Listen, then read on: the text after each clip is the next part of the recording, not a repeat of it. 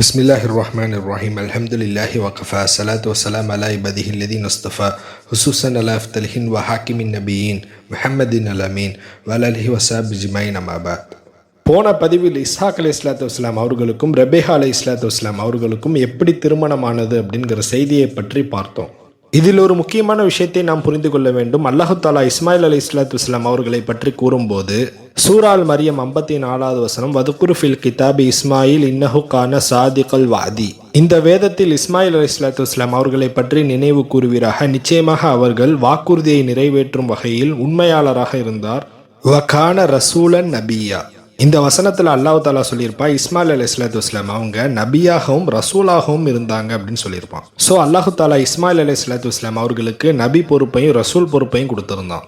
அதே சூரா அல் மரியம் 49வது வசனத்தில் அல்லாஹு தாலா இஸ்ஹாக் அலைஹிஸ்ஸலாத்து வஸ்ஸலாம் அவர்களை பற்றி கூறும்போது இஸ்ஹாக வ யாக்கூப வ குல்னல் ஜஅல்னல் நபியா. இஸ்ஹாக் அலைஹிஸ்ஸலாத்து வஸ்ஸலாம் அவர்களையும் யாக்கூப் அலைஹிஸ்ஸலாத்து வஸ்ஸலாம் அவர்களையும் நபியாக ஆக்கினோம்னு அல்லாஹு தாலா சொல்லியிருப்பான். ஸோ அல்லாஹு தாலா இஸ்ஹாக் அலைஹிஸ்ஸலாத்து வஸ்ஸலாம் அவர்களை நபி என்று அழைத்திருப்பான். ஆனால் குரானில் எந்த இடத்துலையுமே அவர்களை ரசூல் என்று குறிப்பிடப்படவில்லை. சரி, இப்போது இஸ்ஹாக் அலைஹிஸ்ஸலாத்து வஸ்ஸலாம் அவர்களும் ரெபேகா அலைஹிஸ்ஸலாத்து வஸ்ஸலாம் இவங்களை ரிஃப்கா என்றும் கூறலாம். இவங்க ரெண்டு பேருமே கனான் தேசத்தில், அதாவது பலஸ்தீனில் வாழ்ந்துகிட்டு இருக்கிறாங்க. இந்த ரிஃப்கா அலைஹிஸ்ஸலாத்து வஸ்ஸலாம் அவர்களை பற்றி வரலாற்றில் குறிப்பிடும்போது இன்னஹ அகீமத்துன், அந்த பெண்மணி ஆக்கிராக இருந்தாங்க அப்படின்னு குறிப்பிடப்பட்டுள்ளது. ஆக்கிர்னா ஸ்டெரைல் இன்ஃபர்டிலிட்டி, அதாவது மலட்டுத்தன்மைன்னு சொல்லலாம். அல்லாஹு தாலா அந்த பெண்மணிக்கு அப்படி ஒரு சோதனையை கொடுத்தான். ஆனால் அந்த பெண்மணி அல்லாஹு தாலாவின் மீதான அந்த நம்பிக்கையை கைவிடவில்லை. இஸ்ஹாக் அலைஹிஸ்ஸலாத்து வஸ்ஸலாம் அவர்களும் அல்லாஹு தாலாவின் மீதான அந்த நம்பிக்கையை கைவிடவில்லை. அவங்களும் தொடர்ந்து அல்லாஹு தாலாட்ட துவா கேட்குறாங்க. அவர்கள் இருவருமே அல்லாஹு தாலாட்ட தொடர்ந்து துவா கேட்டதன் காரணத்தினால் அல்லாஹு தாலா அந்த இருவரின் மீது எழுதப்பட்ட அந்த விதியை மாற்றுகிறான். இப்போது ரிஃப்கா அலைஹிஸ்ஸலாத்து வஸ்ஸலாம் அவங்க குழந்தை உண்டாயிடுறாங்க. இரண்டு விஷயத்தின் மூலமாக அல்லாஹு தாலா கதிரை, அதாவது விதியை மாற்றுவான். அதுல ஒன்று சதக்கா செய்வது, இன்னொன்று துவா கேட்பது. இருவருமே அல்லாஹு தாலாட்ட தொடர்ந்து துவா கேட்டு வந்ததால அல்லாஹு தாலா விதியை மாற்றி ரிஃப்கா அலைஹிஸ்ஸலாத்து வஸ்ஸலாம் அவர்களுக்கு குழந்தை உண்டாகக்கூடிய அந்த பாக்கியத்தை கொடுக்குறான். அதுலயும் எப்படி கொடுக்குறான்னு சொன்னா இரட்டை குழந்தைகளை கொடுக்குறான். அதுவும் ஒரு தௌமாத்துல ரிஃப்கா அலைஹிஸ்ஸலாத்து வஸ்ஸலாம் 2 ஆண் குழந்தைகளை பெற்றெடுக்கிறாங்க. அதில் முதல் குழந்தையுடைய பேர் அவ்வல்ஹுமா சம்முஹு ஐசு. முதல் ஆண் குழந்தையுடைய பேர் ஐசு அப்படின்னு பேரை வைக்கிறாங்க. இந்த ஐசு அப்படிங்கிற பேரை அரபுகள் ஈஸ் அப்படின்னு கூப்பிடுவாங்க. வசானி இரண்டாவதாக யார் வந்தாங்கன்னு சொன்னா ஹரஜ ஒஹுவ ஆஹிதும் பி அகீபி வஹீஹி வ சம்முஹு யாக்கூப் அலைஹிஸ்ஸலாத்து வஸ்ஸலாம். இதுல அகீப் அப்படின்னு வந்திருக்கு. அகீப்னு சொன்னா குதிங்கால் என்ற அர்த்தம். ஸோ இரண்டாவதாக வந்த யாக்கூப் அலைஹிஸ்ஸலாத்து வஸ்ஸலாம் எப்படி வந்தாங்கன்னு சொன்னா அவர்களுடைய அண்ணனான ஈஸ் அவங்களுடைய குதிங்கால அப்படி பிடிச்சிட்டு அப்படியே அவங்க வந்துட்டாங்க. அப்படிங்கிறதுனால தான் அவங்களுக்கு யாக்கூப் அப்படிங்கிற பெயர் வந்தது என்று குறிப்பிடப்பட்டுள்ளது. யாக்கூப் அதற்கு என்ன மீனிங்னு சொன்னா அடுத்து வருபவர் என்ற அர்த்தம். ஸோ இஸ்ஹாக் அலைஹிஸ்ஸலாத்து வஸ்ஸலாம் அவங்களுக்கு அல்லாஹு தாலா 2 குழந்தைகளை கொடுக்குறான். அதுல முதல் குழந்தை அண்ணனான ஈஸ், இரண்டாவது குழந்தை தம்பியான யாக்கூப் அலைஹிஸ்ஸலாத்து வஸ்ஸலாம். இப்போது இந்த இஸ்ஹாக் அலைஹிஸ்ஸலாத்து வஸ்ஸலாம் அவர்கள்ட்ட நிறைய நற்பண்புகள் உள்ளது. அது எந்தெந்த நற்பண்புகள் உள்ளது என்று பார்த்தால், முதலில் இஸ்ஹாக் அலைஹிஸ்ஸலாத்து வஸ்ஸலாம் தன்னுடைய மனைவியான ரெபேகா அலைஹிஸ்ஸலாத்து வஸ்ஸலாம் அவர்களை தவிர மற்ற யாரையுமே திருமணம் முடிக்கல. அல்லாஹு தாலா அனுமதி கொடுத்த பிறகும் கூட ஒரே ஒரு மனைவி மட்டும் தனக்கு போதும் அப்படின்னு அப்படியே விட்டுட்டாங்க. அடுத்ததாக இஸ்ஹாக் அலைஹிஸ்ஸலாத்து வஸ்ஸலாம் அதிக நேரம் இருந்து அல்லாஹு தாலாவை பிரார்த்தனை செய்யக்கூடிய, அதாவது தொழக்கூடிய ஒரு மனிதராக இருந்தாங்க. பொதுவாகவே நம்மளுக்கு ஏதாவது தேவை இருந்தால் மட்டும்தான் நம்ம அல்லாஹு தாலாட்ட போவோம். ஆனால் இந்த இஸ்ஹாக் அலைஹிஸ்ஸலாத்து வஸ்ஸலாம் அவங்களுக்கு அல்லாஹு தாலா பிறப்பிலேயே நிறைய பொருளாதாரத்தை வழங்கியிருந்தான். அவர்களுக்கு ஒரு தேவை இல்லாட்டியும் கூட அவங்க அல்லாஹு தாலாவை தொடர்ந்து தொழுது நன்றி செலுத்தக்கூடிய ஒரு மனிதராக இருந்தாங்க. அடுத்ததாக இஸ்ஹாக் அலைஹிஸ்ஸலாத்து வஸ்ஸலாம் அவர்களுக்கு இருக்கக்கூடிய ஒரு நல்ல பண்பு என்னவென்று பார்த்தால், பொதுவாகவே அல்லாஹு தாலாவை அதிகமாக தொழக்கூடியவங்க, அதிகமாக இபாதத்து செய்து கொண்டு ஒரு சூஃபிஸ்டிக் அந்த வாழ்க்கையை வாழ்ந்து கொண்டு இருப்பவங்க குடும்ப வாழ்க்கையில கையை விட்டுருவாங்க. பொதுவாக நம்மளே கேள்விப்பட்டிருப்போம், மனைவிமார்கள் கணவன்மார்களை பற்றி கம்ப்ளைண்ட் பண்ணுவதை கேள்விப்பட்டிருப்போம். என்னன்னு சொன்னால், எங்களுடைய கணவர் அடிக்கடி ஜமாத்துக்கு போயிடுவார், எங்களை கரெக்டாக கவனிக்க மாட்டார், எப்போ பார்த்தாலும் பள்ளிவாசலும் வீடுமாவே இருப்பார், எங்களை சரியாக கவனிக்கிறது இல்லை அப்படிங்கிற மாதிரி கம்ப்ளைண்ட் பண்ணுவதை நம்மளே கேள்விப்பட்டிருப்போம். ஆனால் இந்த இஸ்ஹாக் அலைஹிஸ்ஸலாத்து வஸ்ஸலாம் அல்லாஹு தாலாவை அதிகமாக தொழக்கூடிய மனிதராகவும் இருந்தாங்க. அதே சமயத்தில் தன்னுடைய மனைவி விஷயத்தில் அதிகமாக அமானிதம் பேணக்கூடிய மனிதராகவும் இருந்தாங்க. எந்த அளவுக்குன்னு சொன்னால் வரலாற்று குறிப்புகளில் பதிவு செய்யப்பட்டுள்ளது, இஸ்ஹாக் அலைஹிஸ்ஸலாத்து வஸ்ஸலாம் தன்னுடைய மனைவியோடு விளையாடி கொண்டிருப்பாங்க அப்படின்னு குறிப்பிடப்பட்டுள்ளது. ஸோ இஸ்ஹாக் அலைஹிஸ்ஸலாத்து வஸ்ஸலாம் குடும்பவியலில் தன்னுடைய மனைவிக்கு ஒரு சிறந்த கணவராக மட்டும் இல்லை, ஒரு சிறந்த நண்பராக இருந்தாங்க. இன்றைக்கு முஸ்லிம்கள் ஆபிதாக இருக்கக்கூடியவங்க தன்னுடைய மனைவிட்ட சிரிச்சு கூட பேச மாட்டாங்க. ஆனால் இஸ்லாம் அதை போதிக்க வரல. இஸ்லாத்துல அல்லாஹு தாலா அனுமதித்த விஷயத்துல மனைவிமார்கள் குழந்தைகளோடு எவ்வளவு நம்ம சந்தோஷமா இருக்க முடியுமோ அவ்வளவு சந்தோஷமா இருக்கலாம். இதனை அல்லாஹு தாலா கணவன்மார்களுக்கு கடமையாக்கி இருக்கின்றான். அடுத்ததாக இஸ்ஹாக் அலைஹிஸ்ஸலாத்து வஸ்ஸலாம் அவர்கள்ட்ட இருக்கக்கூடிய நற்பண்பு, அல்லாஹு தாலா ஏற்கனவே அவங்களுடைய தகப்பனுக்கு அதிகமான பொருளாதாரத்தை வழங்கியிருந்தான். அப்படி இருந்தும் கூட இஸ்ஹாக் அலைஹிஸ்ஸலாத்து வஸ்ஸலாம் அதிகமாக தன்னுடைய குடும்பத்திற்காக உழைக்கக்கூடிய மனிதராக இருந்தாங்க. இஸ்ஹாக் அலைஹிஸ்ஸலாத்து வஸ்ஸலாம் அவர்களுக்கு இது போன்ற நிறைய நற்பண்புகள் இருந்தாலும் ஒரு சில குறைகளும் உள்ளது. அனஸ் ரலியல்லாஹு அன்ஹு அவங்க அறிவிக்கக்கூடிய செய்தி திருமதியில 2499வது செய்தியா பதிவு செய்யப்பட்டுள்ளது. குல்லு பனி ஆதம ஹத்தாவூன். நபிகள் நாயகம் ஸல்லல்லாஹு அலைஹி வஸல்லம் அவங்க சொல்றாங்க, ஆதம் அலைஹிஸ்ஸலாத்து வஸ்ஸலாம் அவங்களுடைய சந்ததிகள் எல்லாருமே பாவம் செய்யக்கூடியவங்க அப்படின்னு சொல்றாங்க. இதுல யாரு சிறந்தவங்கன்னு சொன்னா, யாரு தன்னுடைய பாவத்திற்கு மன்னிப்பு கேட்கிறாங்களோ அவங்க தான் அதுல சிறந்தவங்கன்னு நபிகள் நாயகம் ஸல்லல்லாஹு அலைஹி வஸல்லம் சொல்லியிருக்கிறாங்க. ஸோ நபிமார்களே இருந்தாலும் சரி, அவங்கள்ட்டே ஒரு சில சின்ன சின்ன குறைகள் இருக்கும். அப்படி இஸ்ஹாக் அலைஹிஸ்ஸலாத்து வஸ்ஸலாம் அவர்கள்ட்ட இருந்த ஒரு சின்ன குறை என்னவென்று சொன்னால், அவர்களுடைய 2 குழந்தைகளுக்கு நடுவுல பாரபட்சம் காட்டினாங்க. எப்படின்னு சொன்னா, 2 குழந்தைகள் இருக்காங்க. ஒருத்தங்க அல் ஈஸ், இன்னொருத்தங்க யாக்கூப் அலைஹிஸ்ஸலாத்து வஸ்ஸலாம். அதுல இந்த இஸ்ஹாக் அலைஹிஸ்ஸலாத்து வஸ்ஸலாம் தன்னுடைய முதல் மகனான ஈஸ் கூட தான் அதிகமா பாசமா இருப்பாங்க. அதே நேரத்தில் இஸ்ஹாக் அலைஹிஸ்ஸலாத்து வஸ்ஸலாம் அவங்களுடைய மனைவியான ரிஃப்கா அலைஹிஸ்ஸலாத்து வஸ்ஸலாம் அவங்களுக்கு யாக்கூப் அலைஹிஸ்ஸலாத்து வஸ்ஸலாம் அவங்க மீது தான் அதிகமான பாசம்.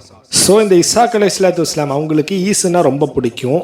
தாயான ரிஃப்கா அலைஹிஸ்ஸலாத்து வஸ்ஸலாம் அவங்களுக்கு யாக்கூப் அலைஹிஸ்ஸலாத்து வஸ்ஸலாம் ரொம்ப பிடிக்கும். சரி, இப்போ இஸ்ஹாக் அலைஹிஸ்ஸலாத்து வஸ்ஸலாம் அவங்களுக்கு ஈஸ் ஏன் ரொம்ப பிடிச்சிருக்குதுன்னு சொன்னா, மூத்தவரான ஈஸ் ஒரு மிக சிறந்த வேட்டைக்காரராக இருந்தாங்க. அதே நேரத்தில் அவங்கள்ட்ட ஒரு நல்ல திறமை இருந்துச்சு. அது என்னன்னு சொன்னா, ஒரு மிக சிறந்த செஃப்பா, அதாவது ஒரு நல்ல சமையல்காரராக இருந்தாங்க. ஈஸோ அடிக்கடி வேட்டையாடிட்டு இஸ்ஹாக் அலைஹிஸ்ஸலாத்து வஸ்ஸலாம் அவங்களுக்கு சமைச்சு கொடுத்துக்கிட்டே இருந்தாங்க. இஸ்ஹாக் அலைஹிஸ்ஸலாத்து வஸ்ஸலாம் ஒரு ஃபுட்டி, அதாவது ஒரு நல்ல சாப்பாடு பிரியராக இருந்தாங்க. அப்போ இவர்களும் ருசியா சாப்பிட்டு இஸ்ஹாக் அலைஹிஸ்ஸலாத்து வஸ்ஸலாம் அவங்களுக்கு ஈஸ் மேல அதிகமா பிரியம் வந்துருச்சு. இப்படி பெற்றோர்கள் தன்னுடைய குழந்தைகள் மீது அன்பு காட்டுவதில் பாரபட்சம் காட்டியதால் அதுவே அவர்களுடைய குடும்பத்திற்குள் ஒரு மிகப்பெரிய ஒரு குழப்பமா மாறுது. அது என்னன்னு சொன்னா, இஸ்ஹாக் அலைஹிஸ்ஸலாத்து வஸ்ஸலாம் அவர்களுடைய வாழ்வின் இறுதி பகுதியை நெருங்கும் போது அல்லாஹு தாலா அவர்களுக்கு ஒரு சோதனை கொடுக்கிறார். அது என்னன்னு சொன்னா, அவர்களுக்கு பார்வை தெரியாமல் போனது.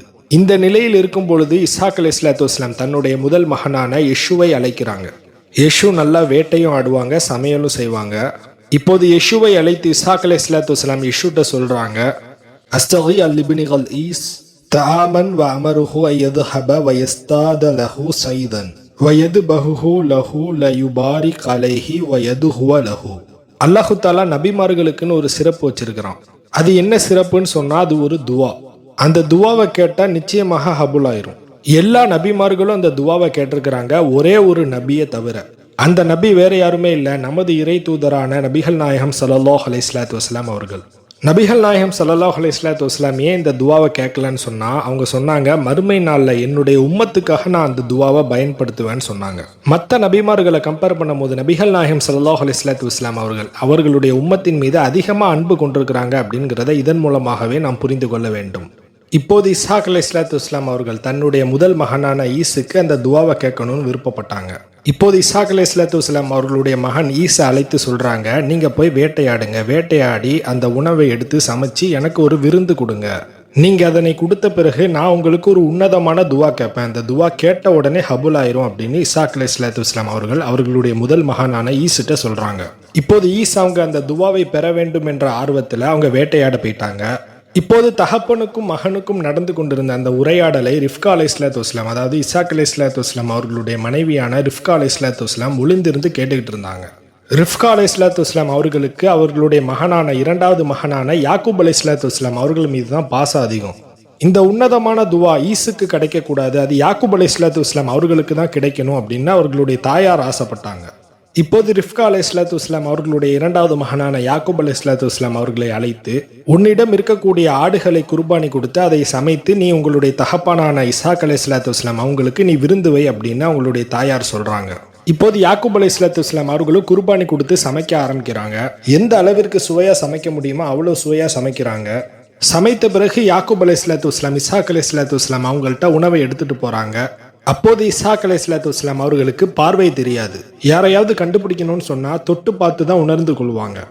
இப்போது இஸ்ஹாக் அலைஹிஸ்ஸலாம் அவர்களுடைய முதல் மகனான ஈசுக்கு அவங்களுடைய தோற்றம் எப்படி இருக்கும்னு சொன்னா, அவங்களுடைய தோல் புஜம் அனைத்திலையுமே ரோமங்கள் இருக்கும். கைகள்ல எல்லா இடத்துலையுமே ரோமங்கள் இருக்கும். யாக்கூப் அலைஹிஸ்ஸலாம் அவர்களுடைய கைகள்ல அதிகமா ரோமங்கள் இருக்காது.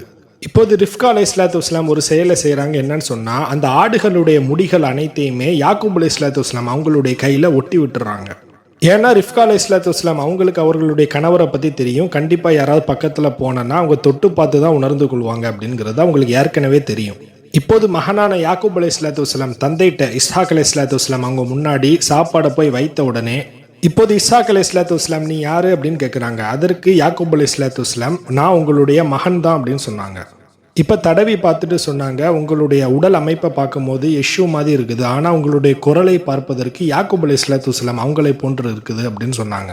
இப்போது இஸ்ஹாக் அலைஹிஸ்ஸலாம் எனக்கு தான் தவறாக கேட்டிருக்குது அப்படின்னு நினைத்து கொண்டு யாக்கூப் அலைஹிஸ்ஸலாம் அவர்கள் கொண்டு வந்த அந்த உணவை முழுவதையுமே சாப்பிட்டுட்டு நம்ம யெஷூவுக்கு தான் துவா கேட்குறோம் அப்படின்னு நினச்சிட்டு யாக்கூப் அலைஹிஸ்ஸலாம் அவர்களுக்கு ஹபுலாவக்கூடிய அந்த துவாவை கேட்டுட்டாங்க.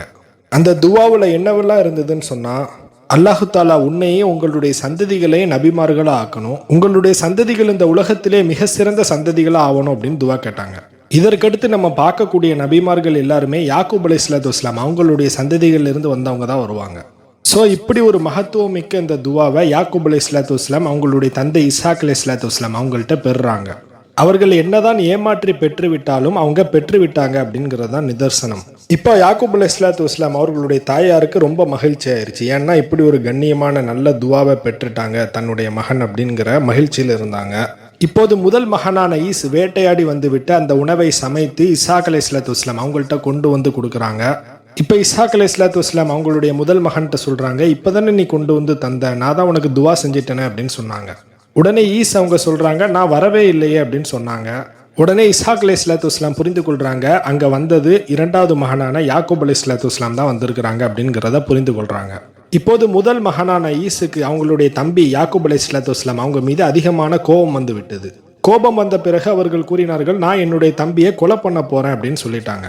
இப்போது இஸ்ஹாக் அலைஹிஸ்ஸலாம் அவர்களும் ரிஃப்கா அலைஹிஸ்ஸலாம் ரெண்டு பேருமே பிளான் பண்ணி யாக்கூப் அலைஹிஸ்ஸலாம் அவங்கள அவங்களுடைய மெட்டர்னல் அங்கிள், அதாவது அவங்களுடைய தாய் வழியில வரக்கூடிய மாமா வீட்டுக்கு அனுப்பிடுறாங்க. அவங்க தான் லாபான். இவர்களை பத்தி நம்ம போன வீடியோல சொல்லியிருந்தோம். இவங்க தான் ரிஃப்கா அலைஹிஸ்ஸலாம் அவங்கள அனுப்பி வச்சிருப்பாங்க.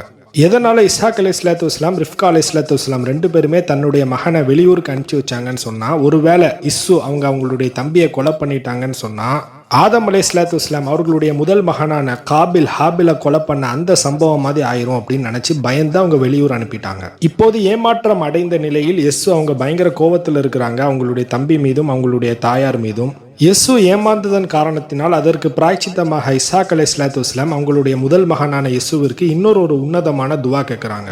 அது எந்த துவான்னு சொன்னா, கடின நிலப்பகுதிகள் உங்களுக்கும் உங்களுடைய சந்ததிகளுக்கும் வந்து சேரும், உனக்கும் உம்முடைய சந்ததிகளுக்கும் வாழ்வாதாரம் மிக அருமையாக இருக்கும், நீங்கள் வாழக்கூடிய பகுதிகளில் எல்லாம் கனிவளங்கள் நிறைந்திருக்கும். இப்படியெல்லாம் இஸ்ஹாக் அலைஹிஸ்ஸலாம் எஸ்ஸுவிற்கு துவா கேட்கிறாங்க. என்னவாக இருந்தாலும் இரண்டையுமே கம்பேர் பண்ணும் போது இஸ்ஹாக் அலைஹிஸ்ஸலாம் யாக்கூப் அலைஹிஸ்ஸலாம் அவங்களுக்கு துவா கேட்டதுதான் மகத்துவமான துவா. அப்ப இந்த ஈஸுக்கு அல்லாஹு தாலா எதுவுமே கொடுக்கல அப்படின்னு கேட்டா, ஈஸ் அவர்களை பற்றி குறிப்பிடும் போது வரலாற்று நூட்களில் அவர்கள் ரோம் நாட்டை உருவாக்கியவர் என்று குறிப்பிடப்பட்டுள்ளது. ரோம் நாடு அப்படின்னு சொன்னா இத்தாலியில இருக்கக்கூடிய ரோம் கிடையாது, அது இன்னைக்கு இஸ்தாம்பூல் என்று கூறக்கூடிய கான்ஸ்டான்டினோபிள், அந்த ஊரை தான் ரோம் அப்படின்னு குறிப்பிடப்பட்டுள்ளது. இந்த ஈஸ் அவங்களுடைய சந்ததிகள்ல நபிமார்கள் வராட்டியும் கூட ஈசா அலைஹிஸ்ஸலாம் நபியாக ரசூலாக இந்த பூமிக்கு அனுப்பப்பட்ட பிறகு யாக்கூப் அலைஹிஸ்ஸலாம் அவர்களுடைய சந்ததிகளான பனு இஸ்ரவேலர்கள் ஈசா அலைஹிஸ்ஸலாம் அவர்களை ஏற்றுக்கொள்ளவில்லை. அப்ப ஈசா அலைஹிஸ்ஸலாம் அவங்களை யார் ஈமான் கொண்டிருக்காங்க அப்படின்னு சொன்னா, இந்த ரோம் நாட்டில் இருக்கக்கூடிய எஸ்ஸுவுடைய சந்ததிகள் தான் ஏத்துக்கிடுவாங்க. ஈசா அலைஹிஸ்ஸலாம் அவர்கள் கொண்டு வந்த அந்த மார்க்கத்திற்காக நிறைய பேர் உயிர் தியாகமும் செஞ்சிருக்காங்க. இதை பத்தி நீங்க விரிவா தெரிஞ்சுக்கணும்னு சொன்னா பெர்சிக்யூஷன் ஆஃப் கிறிஸ்டியன்ஸ் அப்படிங்கிறத நீங்க நெட்ல அடிச்சு பார்த்து தெரிஞ்சுக்கோங்க. ஸோ இப்படி கிறிஸ்துவ மதம் ஈசா அலைஹிஸ்ஸலாம் வானத்திற்கு உயர்த்தப்பட்ட பிறகு வேகமாக பரவுவதை கண்ட ரோமர்கள் அந்த கிறிஸ்துவ மதத்துடைய உண்மையான அக்கீதா அந்த உலகத்திற்கு பரவக்கூடாதுன்னு சொல்லிட்டு ரோம குடும்பத்தை சார்ந்த கிரேட் கான்ஸ்டன்டைன் என்ற அரசன் கவுன்சில் ஆஃப் நீஷியா அப்படிங்கிற டீமை ஃபார்ம் பண்ணி பைபிள்ல இருக்கக்கூடிய அக்கீதாவை கலப்படப்படுத்தினான். பிறகு ஈஸ் அவங்களுடைய சந்ததிகளில் வந்தவங்க முகமது நபி ஸல்லல்லாஹு அலைஹி வஸல்லம் அவங்களுடைய மார்க்கத்தையும் பிற்பாடு ஏத்துக்கிறாங்க. ஸோ இந்த ஈஸ் அப்படிங்கிறவங்க ஆரம்பத்தில் ஏமாற்றப்பட்டிருந்தா கூட அவர்களுக்கும் அவர்களுடைய சந்ததிகளுக்கும் அல்லாஹு தாலா நிறைய பாக்கியம் பொருந்தி இருக்கிறான்ங்கிறத நம்மளால புரிந்து கொள்ள முடிகிறது.